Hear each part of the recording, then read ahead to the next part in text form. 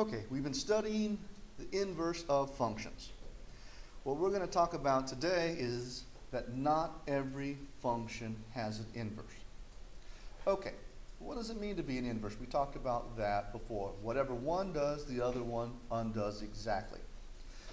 But we defined the actual inverse of two functions, f and g, both functions, if when you take the composition f of g of x, you get x, and if you take the composition g of f of x and you get x, then you can say that g of x is actually the inverse of f of x. The biggest thing to recognize about the relationship of a function and its inverse is that both functions, or both equations, must be functions. So what we're really dealing with is that both f and g are functions.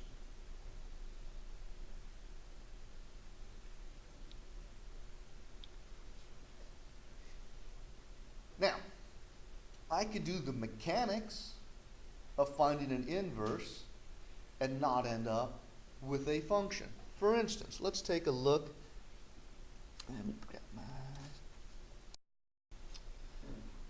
So with this function, what we have is a parabola.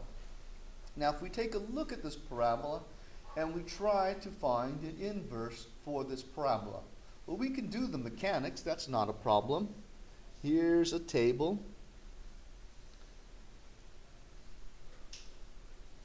Let's look at a few points. We have x values, we have the y values of the function.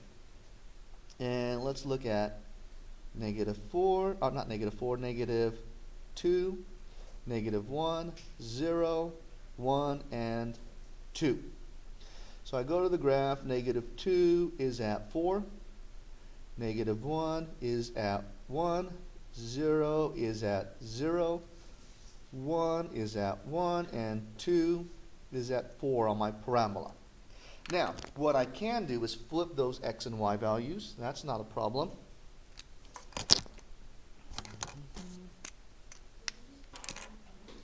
Oh, you're right. That's 2, 4, isn't it? Sorry. Little mistake. Now, I'm going to flip the x and y values. I'm just going to use x and y for my table. And now I have 4, negative 2, 1, negative 1, 0, 0, 1, 1, 4, 2. And I'm going to graph that. 1, 2, 3, 4, negative 2, 1, negative 1, 0, 0, 1, 1, and 4, 2, 3, 4, 2.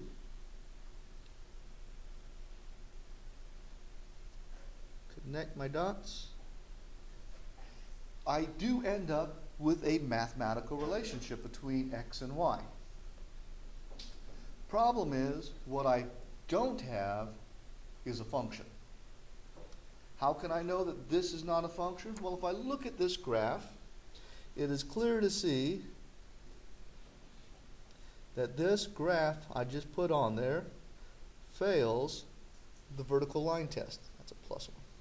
When x equals +1, I have 2 y values. For a function to have an inverse, its inverse must also be a function. What I just graphed in purple is not a function. So, let's take a look how we could have figured this out before we started, whether a function has an inverse or not. So, what do we notice about this situation here? When I flipped the x and y's and made a graph, the graph was not a function because it failed the vertical line test. If I go back to the original function and I look at these points that are associated by flipping the x and y values, I could have noticed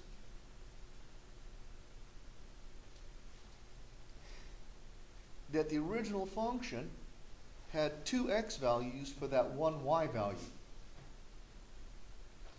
which meant when I flip my x and y values, I'm going to have, two x values for the one y value. And when I flip it, that means I'm going to have two y values for one x value. This is called a horizontal line test. What we need to look at now is all the situations that will produce something that is not one-to-one. So, most important thing we need to focus on is only a one-to-one function has an inverse. So if it's not a one-to-one function, it does not have an inverse. A one-to-one function is a function that has exactly one input for any given output. Now, let's go back to what a function is. A function is a mathematical relationship that has exactly one output for any input. So when I say it's a function, you're already guaranteed that every x value only has one y value assigned to it. But a one-to-one function also additionally has one input assigned for any given output. So it's got to go both ways. So if I look at a set of points,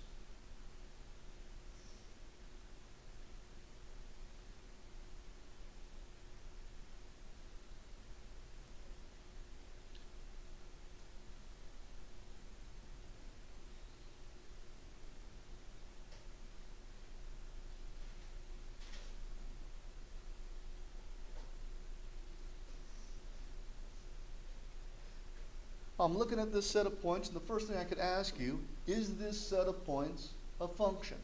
And what would I do to determine if it was a function? Well, to determine if it was a function, I would look at each x value. X is 2 is only assigned to the y value 3. And I would go through the process. When x is 4, y can only be 5. When x is 6, y can only be 7. When x is 8, y can only be 2. When x is 9, y can only be 3. So this is a a function. It is a function.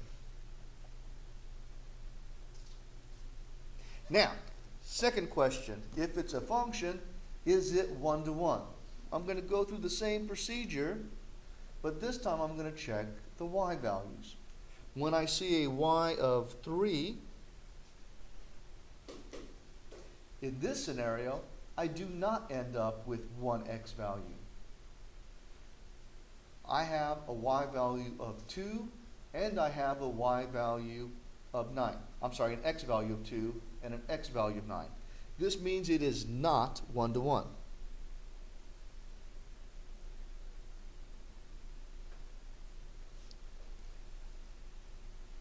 If only one-to-one functions have inverses, then I can conclude this set that is a function does not have an inverse.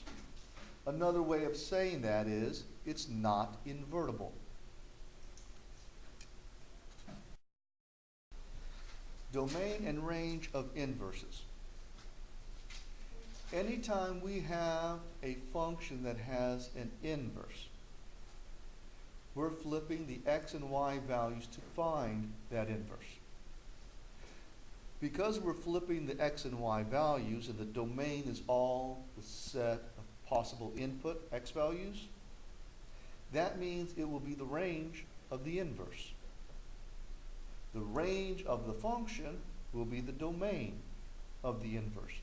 This becomes extremely important when we look at a function like this. F of x equals the square root of x. Now, the domain should be no problem for you. We've done this quite a bit. This is the set of x values that is greater than or equal to 0. Let's go ahead and use the graphing calculator to help us find the range. So I take graphing calculator and I plug in my function, square root of x. I'm going to do a zoom standard to take a look at it. And that is my function graphed out to the side there.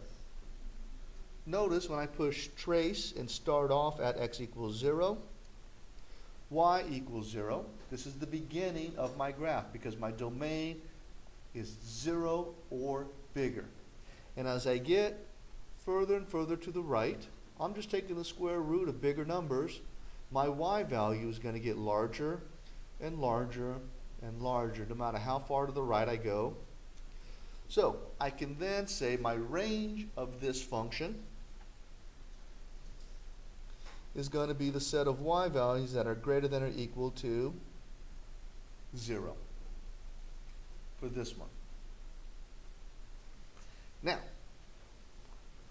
when I take the mechanics of finding the inverse, we could clearly see from the graph that this was a one-to-one function.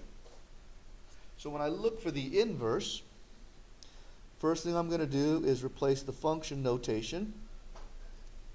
Next thing, the inverse is going to be found by flipping the x and the y's. I'm going to solve this for y by squaring both sides.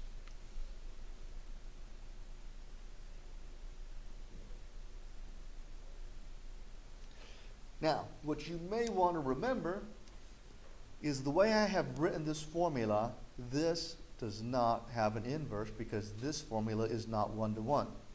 However, if I pull the domain and range of this from the original function, and I say that's fine, but I'm only going to look at this formula for a domain greater than or equal to 0. I'm going to graph not a parabola, but a parabola that starts at 0 and only has positive x values. So when I look at that graph,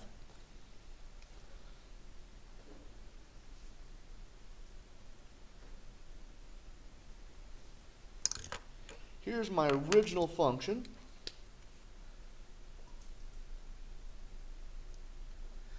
0, 0, 1, 1, the square root of 4 is 2. This was my original function. For this to be an inverse, it must be a one-to-one function. By holding the domain at 0 or larger, when I graph this, 0 squared is 0, 1 squared is 1, 2 squared is 4.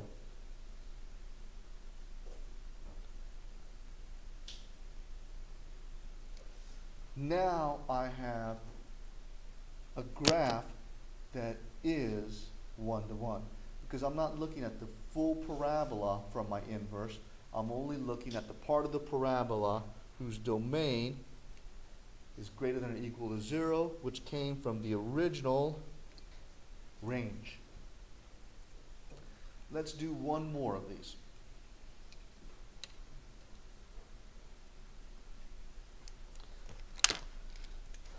A slightly modified version. Well, let's do f of x notation.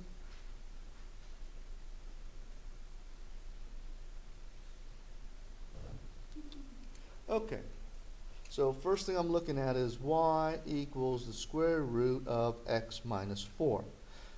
You know the domain of this comes from taking this amount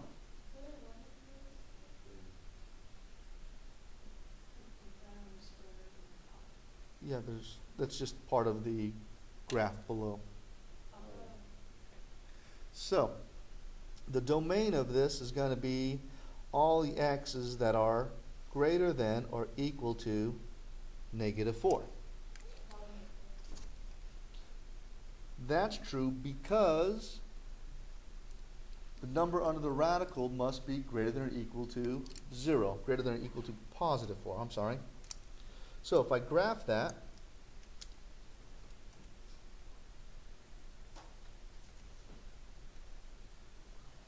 and then I do a zoom standard,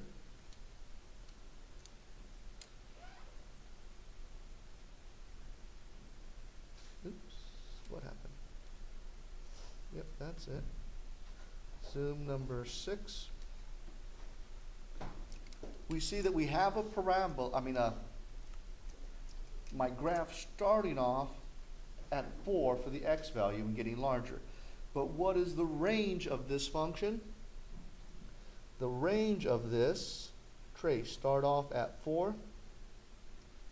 My y value has a minimum value at 0. And then goes up from there as I go to the right.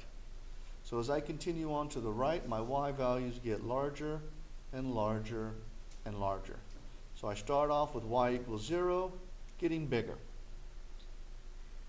Now, when I look for the inverse of this function then, sure, you're going to flip the x and y values, just like we did before. I'm going to remove the radical by squaring both sides.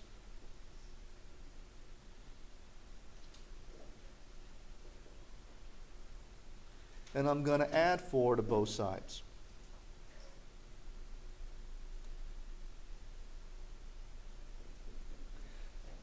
However, this function is not one-to-one. But if I look at this function and I restrict its domain to the range of the original function,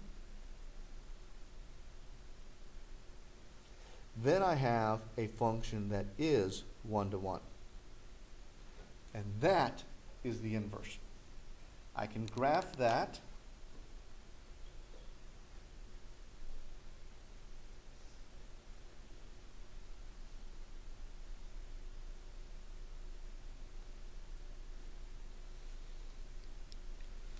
I'm going to graph the original function first, starting off at x equals 4. I'm just going to put it originally here as the original function.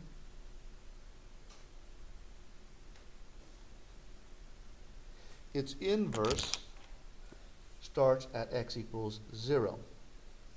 I'll put these in terms of 2. Starts off at 0, 4, and we're only looking at this part of that graph for its inverse.